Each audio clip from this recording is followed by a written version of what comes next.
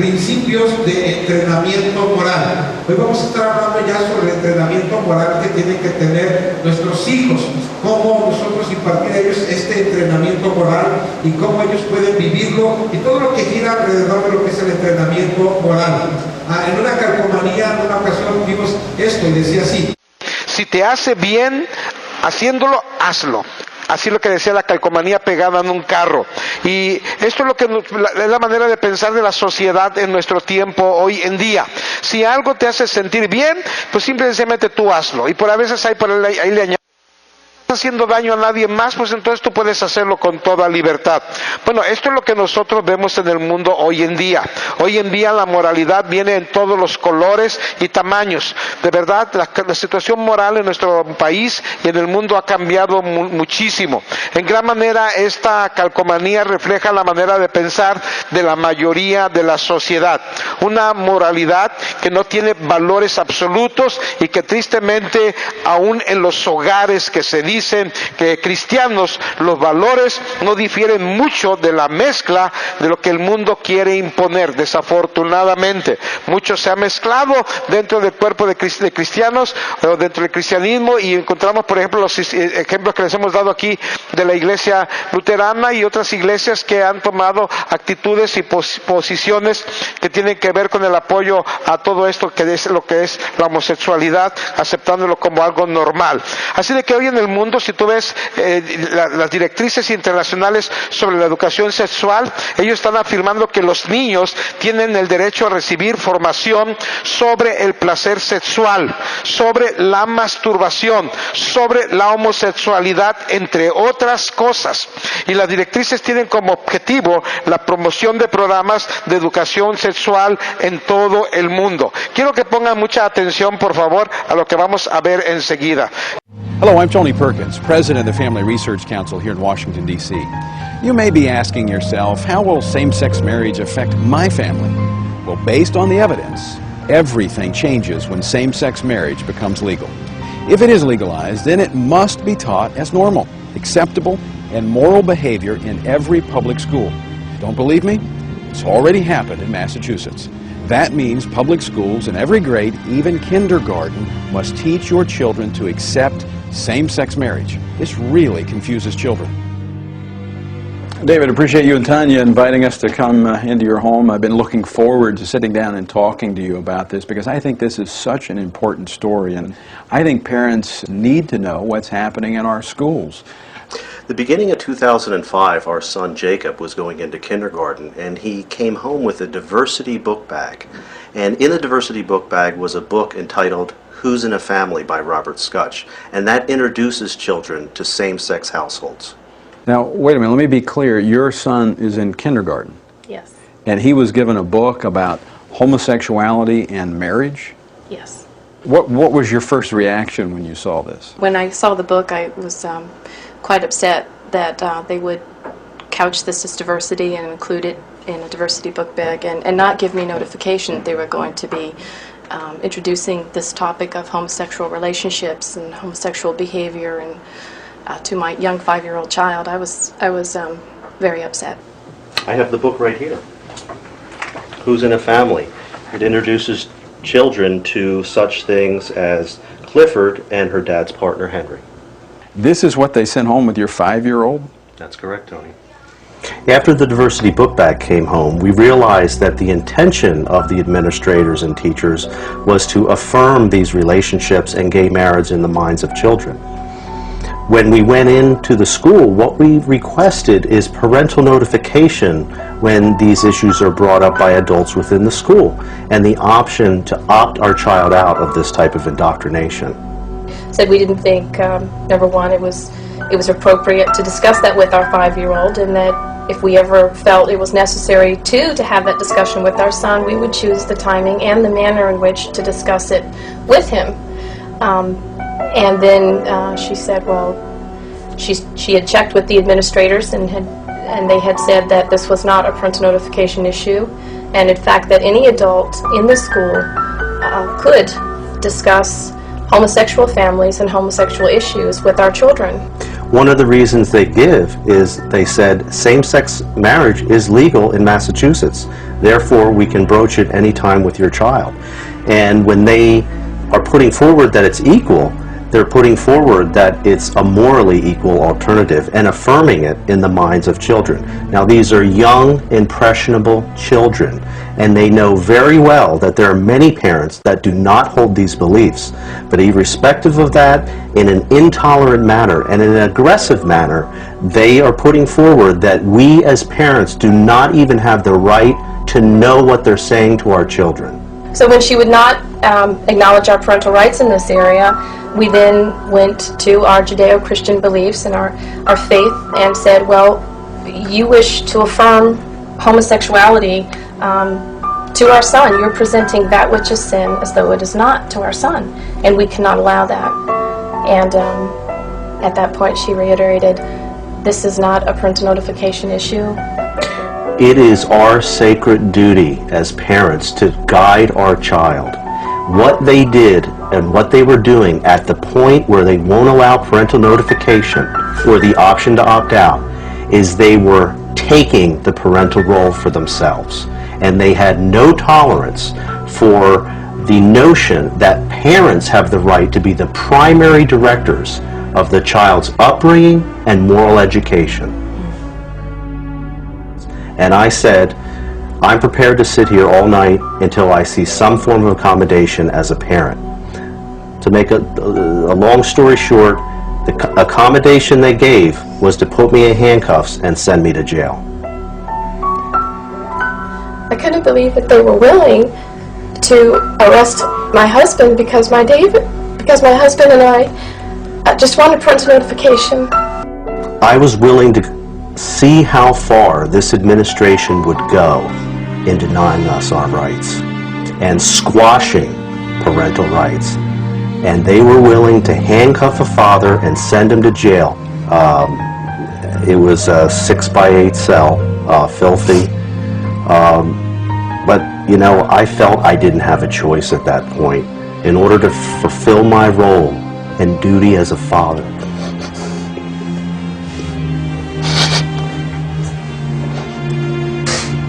Parents need to stand their ground. If they intend to have a war over our parental rights, battling for the hearts, minds, and souls of our children, then let it begin here. Do you see the implications of same-sex marriage being legalized in your state? O sea, como poco a poco esto puede ir penetrando y como estas cosas van a afectar tarde o temprano y tiene que ver con la moralidad que está viviendo nuestro mundo hoy en día. Yo platicaba con los pastores el lunes pasado comentando sobre este video y estábamos comentando pues que en Estados Unidos, que es donde está dando esta situación, pues de alguna manera tienen las famosas escuelas en casa, la homeschool, y como ellos pues en un dado caso pueden tomar a sus niños, dar la escuela en casa. Esto es válido y pueden continuar y qué bueno, pero que nosotros no tenemos todas estas prácticas como unas costumbres muy prácticas, pero eso es a lo que podemos estar enfrentándonos si nosotros no empezamos a tomar una actitud de que tenemos que examinar y comprobar los valores que están poniéndose en práctica en nuestra familia. Nosotros tenemos que de verdad examinar todo lo que estamos haciendo nosotros en primer lugar y lo que se le está enseñando a nuestros hijos en cualquier momento y en cualquier lugar, y especialmente pues en las escuelas, que es donde acostumbran pasar más tiempo, y pues por supuesto también con los amigos, que es lo que ven. Ahora, la pregunta que nosotros tenemos en este momento aquí será: ¿contra qué comparo yo o examino los valores que estamos viviendo? ¿Qué es lo que me garantiza que los valores que tengo en mi familia son los correctos? Son preguntas que yo debería hacerme. ¿Cómo me puedo asegurar de que son correctos? Ahora, nosotros como padres necesitamos comparar nuestros valores con las bases de la palabra de Dios. Tú tienes que acostumbrarte a que todo aquello que estás viviendo, que estás haciendo, que ves que está sucediendo en la sociedad, pues vaya siendo filtrado, pasado a través de un filtro que es la palabra de Dios. ¿Por qué? Porque en ella nosotros encontramos los valores absolutos. Mientras estos fueron la norma en la sociedad por años y años y por cientos de años. La sociedad en cierta forma se mantuvo estable, y lo importante es que nosotros tenemos que regresar a estos valores. Tenemos que empezar a ver que como familia yo tengo que empezar a regresar a vivir estos valores en nuestra familia. Ahí es donde debemos empezar, con nuestra familia. Así de que ahí viene otra pregunta: ¿por qué como padres debemos regresar a los valores encontrados a la Biblia o en la Biblia? ¿Por qué? ¿Por qué tenemos que regresar nosotros a estos valores? Primero y principalmente es que los valores que ahí están escritos reflejan el carácter y la persona de Cristo. Y la persona de Cristo vivió una vida intachable, y por lo tanto es tan importante que nosotros volvamos a esos valores precisamente por lo que refleja la vida de Jesucristo para nosotros. Segundo, ya que los valores bíblicos están orientados hacia los demás, un hijo entrenado en estos valores es instruido a ser sensible hacia el prójimo, lo cual es un requisito previo para relaciones sanas y duraderas. Esto es muy importante, ¿verdad? La vida y la doctrina de Jesús estaba orientada hacia los demás, estableciendo una norma importante para las relaciones. Estamos estudiando en la mañana es el Sermón del Monte. Bueno, va a llegar un momento en el cual vamos a ver nosotros un punto en Mateo 7:12 que dice: así de que todo lo que queráis que los hombres hagan por vosotros, así también vosotros haced por ellos, porque esta es la ley y los profetas. Así de que no debemos basar nuestra conducta nada más pensando en nosotros mismos o hacia otros, en qué tan valiosos son ellos para nosotros, sino qué tan valiosos son ellos para Dios. Eso tiene que ver con el prójimo precisamente. Y tercero, es que los valores bíblicos promueven la unidad por ser absolutos. Como los valores son absolutos, promueven la unidad en la familia, promueven la unidad en la sociedad y en aquellos que lo están practicando. ¿Por qué? Porque los valores absolutos instalados en la vida de una persona van a hacer una diferencia positiva, ya sea que la persona reconozca a Dios o no. Ahora, pero una cosa muy importante que tenemos que enseñar aquí es que los valores bíblicos no son el sustituto de una vida en Cristo, no sustituyen una vida cristiana, solamente representan la norma de la conducta que se conforma a las leyes morales de Dios. Si nosotros queremos tener un éxito permanente en la vida de nuestros hijos, entonces debemos criar a un hijo para que no sea solamente moralmente responsable con valores bíblicos, sino un hijo que también sabe que Jesucristo está en su vida y que Jesucristo debe ser el número uno en sus prioridades. Así de que no solamente es vivir los valores bíblicos, que si tú los vives te da de alguna manera una forma estable de vivir, pero lo que te da el éxito completo es el hecho de que tú tengas y tus hijos tengan una relación personal con Dios. Es entonces que los valores de Dios van más allá de ser solamente una influencia en la vida de tus hijos, una influencia positiva, a ser un estilo, a ser una forma de vida. Y eso es lo que debemos buscar nosotros en nuestros hijos. No solamente que tengan una forma positiva de vivir, sino que tengan una relación que les dé una forma de vida, pues que les llevará hasta la eternidad. Ahora, dentro del entrenamiento moral, nosotros debemos enseñar qué hacer y qué no hacer. Desafortunadamente, muchas de las familias cristianas se concentran solamente en el qué no hacer. En muchas familias lo único es: no hagas esto, no hagas esto, no hagas esto, no hagas esto, no hagas esto. Y es verdad que cuando estuvimos hablando sobre las etapas de la vida del niño, que de los 0 a los 5 años es el control del niño, y que tal vez mucho es no hagas esto y no hagas esto, pero una vez que ha pasado esa etapa, nosotros vamos avanzando y vamos ya confiando en lo que enseñamos en esos años, para que ahora empiece el entrenamiento, y luego después del entrenamiento entramos al juego de la vida y vamos precisamente repasando lo que vimos en la clase pasada, pasar de la autoridad a la influencia. Pero muchas personas solamente se concentran en lo que no hacer, pero tenemos que enseñar también qué hacer. Hay un reportaje aquí que se lo voy a leer ahorita, que se llama "Estamos criando hijos vagos". Así de que como padres, nosotros debemos ocuparnos cada día más en ver, no solamente corregir la conducta defectuosa o mala de nuestros hijos o revoltosa, sino también cómo enseñarles lo bueno. Ahora, este artículo está escrito por un psiquiatra, César Mella, y empieza así. Dice, hay que llamarlos varias veces en la mañana para llevarlos a la escuela. Se levantan irritados pues se acuestan muy tarde hablando por teléfono o conectados en el internet. No se ocupan de que su ropa esté limpia y mucho menos ponen un dedo en nada que tenga que ver con arreglar algo en el hogar. Idolatran a sus amigos y viven poniéndoles defectos a sus padres, a los cuales acusan a diario de que están pasados de onda. No hay quien les hable de ideologías, de moral o de buenas costumbres, pues consideran que ya lo saben todo. Hay que darles su semana o mesada, como tú le llames, de la cual se quejan a diario porque dicen, eso no me alcanza, sin ponerse a pensar de dónde sale el dinero. Si ellos son universitarios, inventan unos paseos a fin de semana que lo menos que uno sospecha es que regresarán con un embarazo o habiendo fumado un carrujo de marihuana. Definitivamente estamos rendidos y la tasa de retorno se aleja cada vez más, pues aún el día en que consiguen un trabajo hay que seguirles manteniendo. Me refiero a un segmento cada vez mayor de los chicos de las capas medias urbanas que bien pudieran estar entre los 14 y los 24 años y que para aquellos padres que tienen de 2 a 4 hijos constituyen un verdadero dolor de cabeza. Dice, ¿en qué estamos fallando? Para los nacidos en los años 40 o 50, el orgullo reiterado es que nos levantábamos de madrugada a ordeñar vacas con el abuelo o con nuestro padre, que teníamos que limpiar la casa, que lustrábamos los zapatos, algunos eran limpiabotas, otros eran repartidores de periódico, otros llevábamos al taller de costura la ropa que elaboraba nuestra madre, o teníamos un pequeño salario por ayudar en cualquier lugar.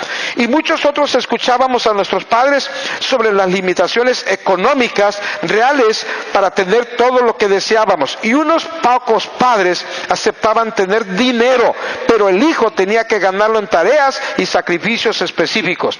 Lo que pasó a nuestra generación es que elaboramos un discurso: yo no quiero que mi hijo pase los trabajos que yo pasé, o mi hijo debe vivir mejor que yo, pero sin que haga ningún esfuerzo.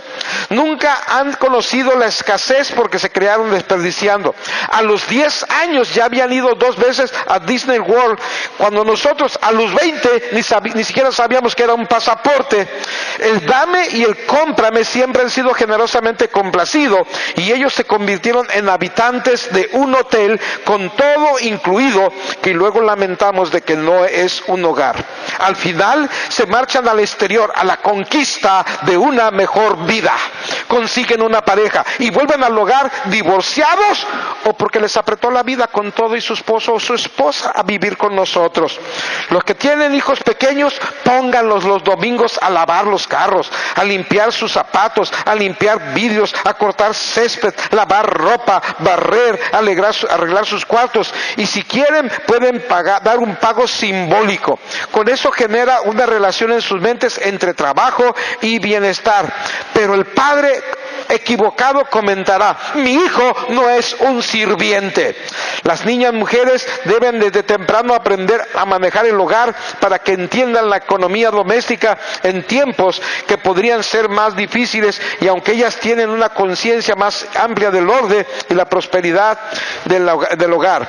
La música metálica, los conciertos, la tele, la moda y toda la electrónica de la comunicación han creado un marco de reverencia muy diferente a lo que nos tocó a nosotros. Estamos compelidos a revisar por los resultados, si fuimos muy permisivos o si sencillamente hemos trabajado tanto que hemos dejado el cuidado de nuestros hijos en manos de la empleada doméstica, creándoles un medio ambiente cada vez más deformante. Ojalá que este mensaje llegue a los que tienen muchachos chiquitos y o adolescentes, pues ya los abuelos pagaron la transición con sus hijos, que son los que ahora crían mal a nuestros nietos. Y en la vida espiritual espiritual no hay que olvidar inculcar el amor de Dios, su enseñanza y el amor a la familia, a quien ahora olvidamos. César Mella, psiquiatra. No levanten la mano, pero ¿cuántos podríamos estar precisamente en el cuadro que está dibujando él, y que es el cuadro de nuestra sociedad hoy en día, tristemente? Así de que, ¿qué estamos criando? ¿Hijos vagos o hijos verdaderamente morales?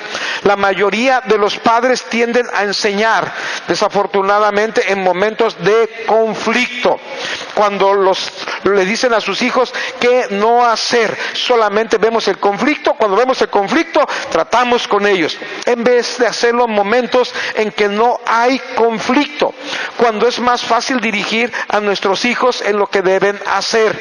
Muchos de los padres, pudo haber padres muy buenos, pero que nunca sabían decirle a sus hijos cosas, elogios de las cualidades morales cuando hacían algo bueno, pero cada vez que se equivocaban, siempre decían y corregían solamente en momentos de conflicto. Y eso es una situación que también causa problemas, por muy buenos padres que pudiéramos ser. Así de que cuando es puesto, escúchame, demasiado énfasis en qué no hacer y muy poco en qué hacer, el camino a la calidad moral es dejado confuso para el hijo. Cuando tú solamente estás, no, hiciste mal esto, que ya no hiciste esto, que ya lo otro, que ya aquello. Así de que como resultado, solo la mitad del refrenarse es puesto en su interior y no la mitad que es específica de cómo vivir correctamente.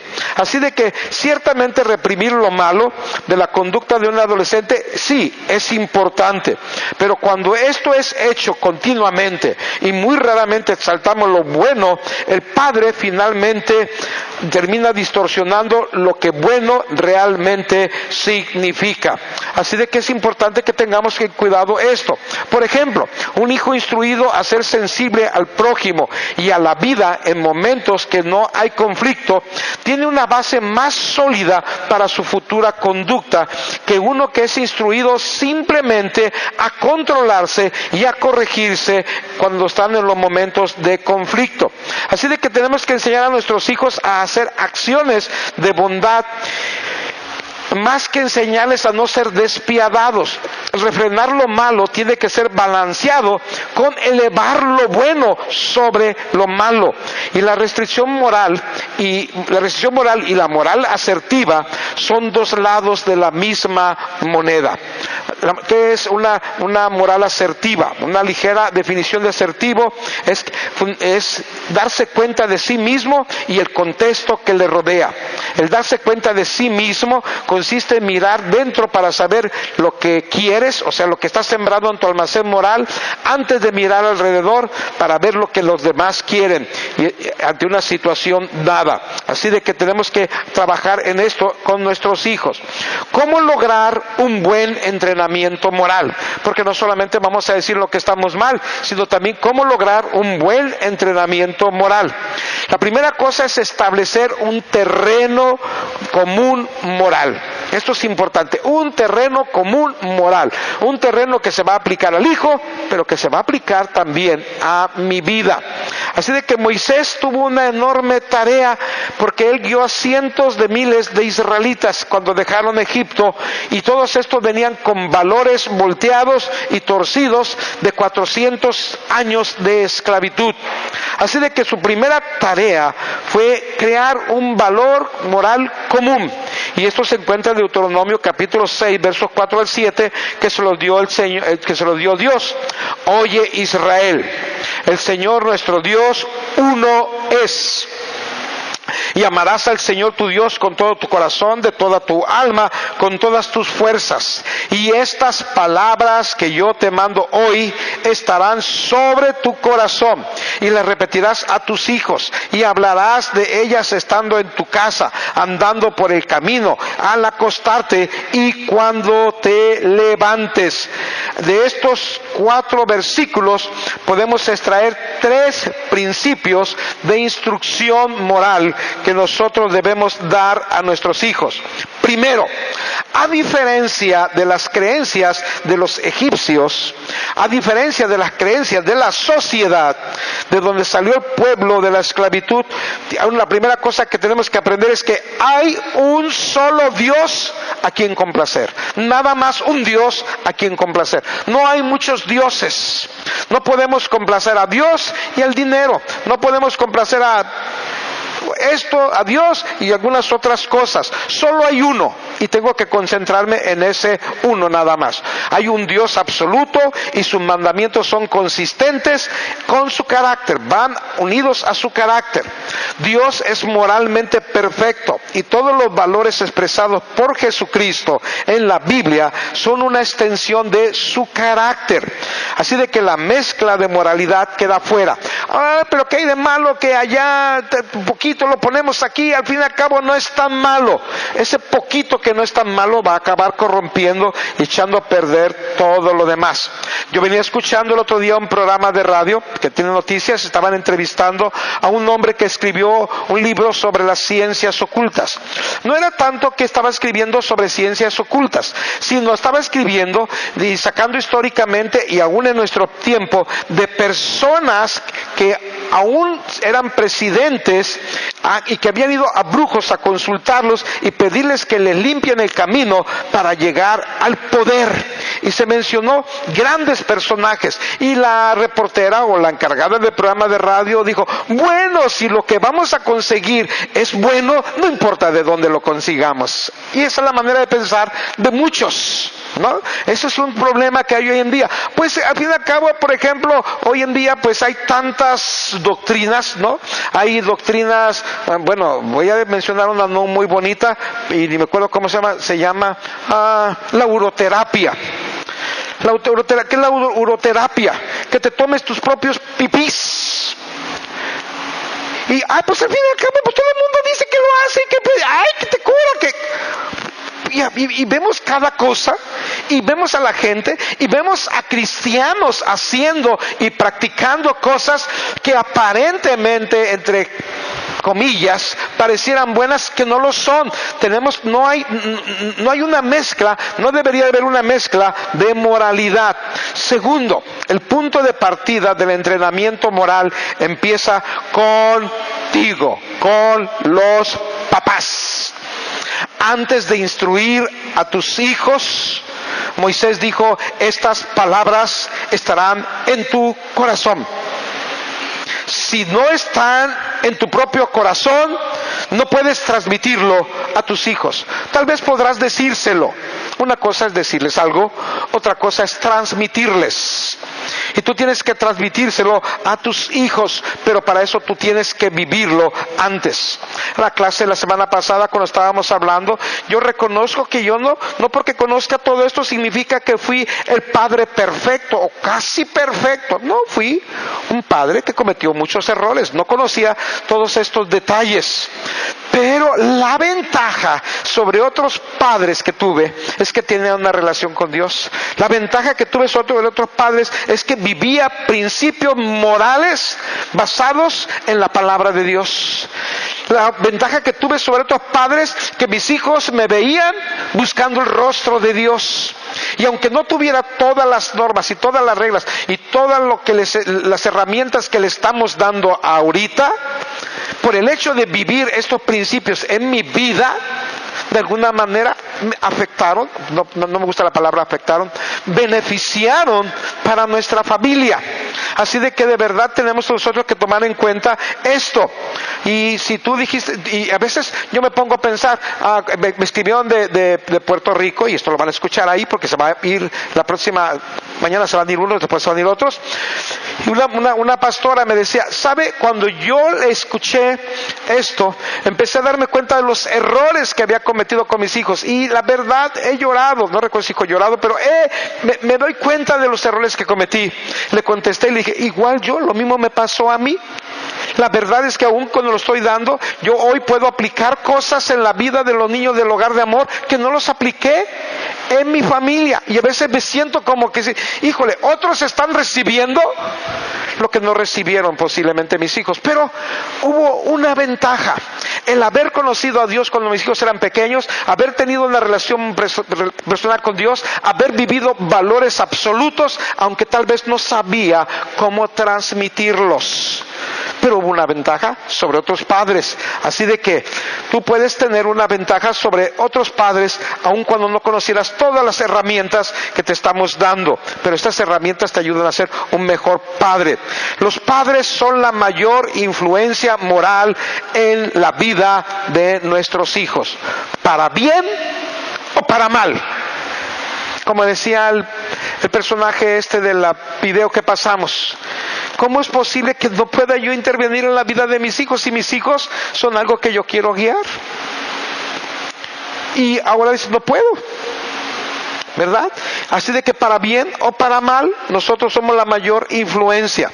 Tercero, el entrenamiento moral debe tomar lugar durante las actividades normales del día. Hablarás de ellas estando en tu casa, andando por el camino. La verdad moral es mejor comunicada en periodos de no conflicto. Es cuando es mejor comunicada, periodos de no conflicto. Yo busco evitar el conflicto constantemente. Por ejemplo, si un padre de familia, me acaban de avisar hace rato, fue un padre de familia que nosotros estamos pidiendo que no visite al niño porque pues tenemos una situación ahí difícil con ellos, ¿verdad? Cuando el niño era muy pequeño fue muy maltratado, teniendo meses lo bañaban con agua fría en la madrugada, le daban a tomar cerveza y cosas por el estilo. Bueno, pues resulta de que viene el padre conmigo, yo ya quiero recuperar al niño. Ah, sí, ve al DIF. Ahí en el DIF, yo podría sacar a relucir. Oye, que tú trataste. ¿Para qué? Yo hablo al DIF y le digo, por favor, hagan un análisis ustedes, manden trabajo social, manden psicología, manden esto, y ustedes definan. Y mando un escrito donde explico cómo recibimos al niño. Hoy todavía fue, y cuando él va, ya tienen instrucciones en la casa, no peleen con las personas. Simplemente dígale que me busquen a mí o que vayan al DIF. Pero como ya le digo, díganle que vayan al DIF, si no me buscan a mí, yo le digo, no hay problema, si el DIF me dice que te lo entregue, yo te lo entrego, no hay problema, ¿verdad? Pero entonces, olvidemos, en conflicto no resolvemos asuntos, no arreglamos asuntos, ni metemos normas en la vida de las personas en conflictos. Así de que la responsabilidad para los padres en este pasaje bíblico que acabamos de ver es conocer a Dios, el Dios de la verdad moral, vivir su verdad moral y de esta experiencia instruir a tus hijos en esta verdad. Para ello hay que enseñarle los cómo y por qué a tus hijos. No es suficiente instruir cómo actuar moralmente. Necesitamos también instruirlos cómo pensar moralmente. Escúchame, no solamente cómo actuar, cómo el niño debe de pensar moralmente. La razón principal por la que los hijos no guardan en su interior valores es porque a la instrucción moral con frecuencia le falta una razón moral. Y el hijo tiene que tener una razón moral. Con esto queremos decir que madres y padres con frecuencia le dicen a sus hijos qué deben hacer, pero no les explican el por qué deben hacerlo. Y esa distinción debe ser acentuada, ya que saber cómo hacer lo correcto y saber por qué hacer lo correcto son definitivamente dos cosas diferentes. La primera habla de la acción moral, cómo hacerlo, pero mientras que la segunda habla del principio. Lo hago y sé el principio. Y si el niño lo hace y sabe el principio, pone bases para el resto de su vida, de cómo hacer las cosas. Pero si solamente le dice, tienes que hacerlo, ¿por qué? No te importa, tú hazlo. En ocasiones tenemos que decirle, hijo, ¿por qué lo mando yo? Sin decirle no te importa. En situaciones y en ocasiones.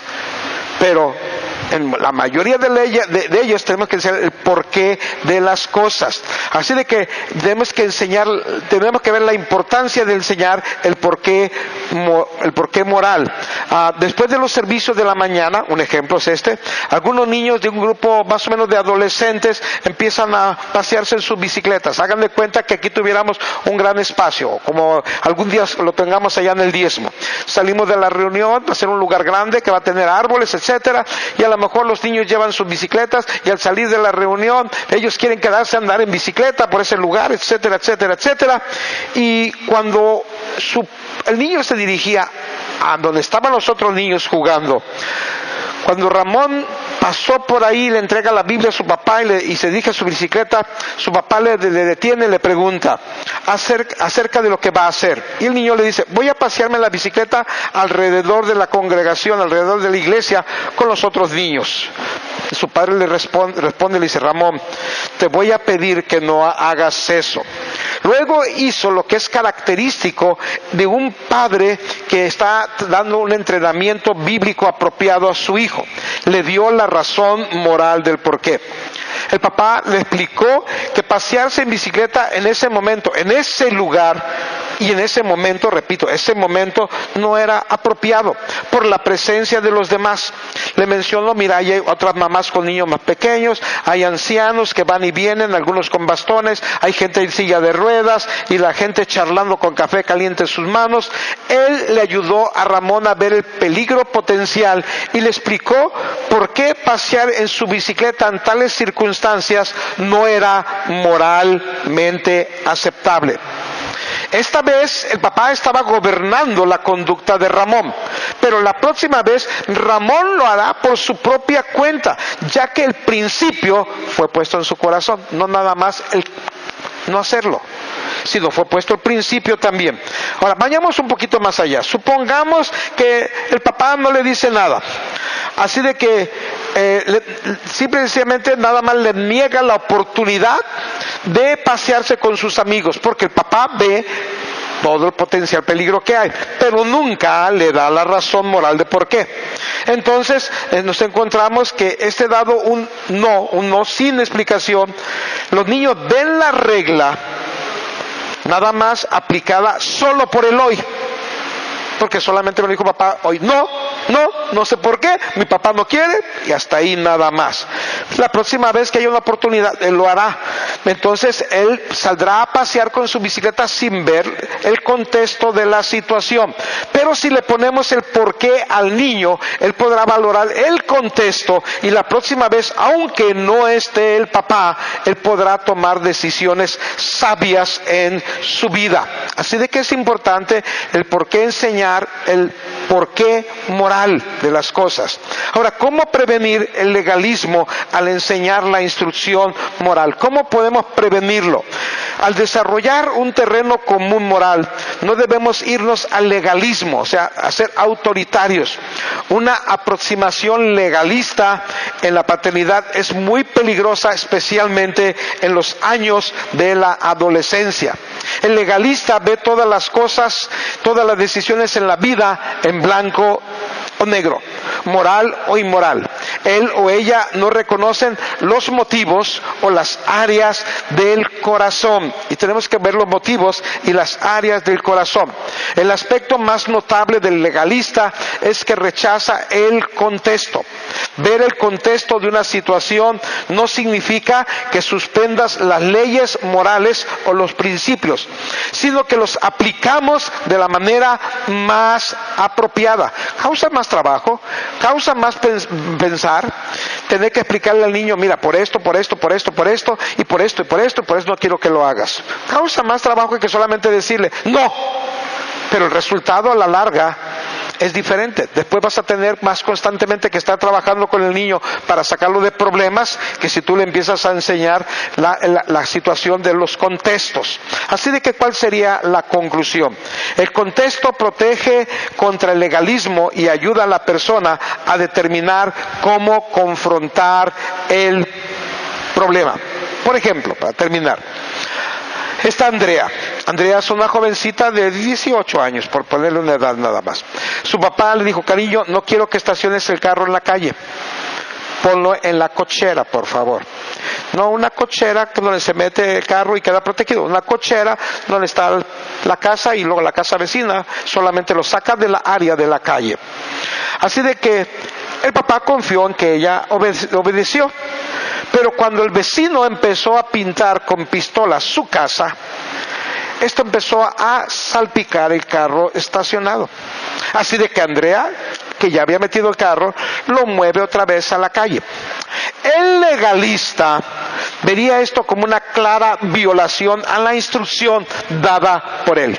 Llega, va a ver el carro y va a decir, mira, nada más, no me obedeciste. Sin embargo, la conducta de Andrea no estaba violando el principio de cuidar el carro. Ese fue el principio, cuidar el carro. El contexto le permite al hijo ver y hacer lo correcto aún en situaciones que cambian. Fallar en enseñar el contexto a nuestros hijos priva el principio del hijo a la discreción moral, a saber cuándo moverse cuando sea necesario. La Biblia representa la autoridad final y el desahogo moral, y en sus páginas encontramos las virtudes morales en sus preceptos. Los valores que gobiernan la conducta y definen lo bueno y lo malo son las mismas para la gente y por todo el tiempo, no cambian. Como padres debes darte cuenta que no es suficiente enseñar a tu adolescente a cómo actuar moralmente, sino que debes también instruirlo a cómo pensar moralmente. Para lograr esta meta, tú mismo debes pensar en acuerdo con los valores bíblicos. Este pensamiento es crucial al proceso que has iniciado, el proceso de criar un hijo moralmente responsable. Esa es nuestra responsabilidad como padres, crear hijos moralmente responsables. Como siempre, te recuerdo que hay una tarea al final de todo esto. Todo esto va aplicado con principios bíblicos que vas a encontrar en tu tarea. Ya llevas tu hoja ahí. Entonces, por favor, yo te pido nuevamente que pongas en práctica lo que te hemos pedido. Agarra estos versículos, léelos, no solamente los leas, escríbelos, porque el deseo es que tú vayas atesorando esto en tu corazón. Bien, quisiera saber si tienen alguna pregunta, alguno de ustedes, antes de concluir. Si hay alguna pregunta, levanten su mano. No hay ninguna pregunta. Bueno, vamos a orar, por favor. Padre, quiero darte gracias en el nombre precioso de tu Hijo Jesucristo por estos principios que tú nos has enseñado en tu palabra, mi Dios. Ahí están. Ahora lo que tenemos que hacer es vivirlo nosotros como padres y luego después de ello aplicarlo a nuestros hijos, tomando en cuenta el contexto de cada situación, porque nuestro deseo verdaderamente es crear hijos que sean moralmente responsables, mi Dios. En el nombre precioso de Cristo Jesús, te doy gracias por esta congregación, las personas que están aquí el día de hoy, Señor, bendíceles, en el nombre de Jesús, amén.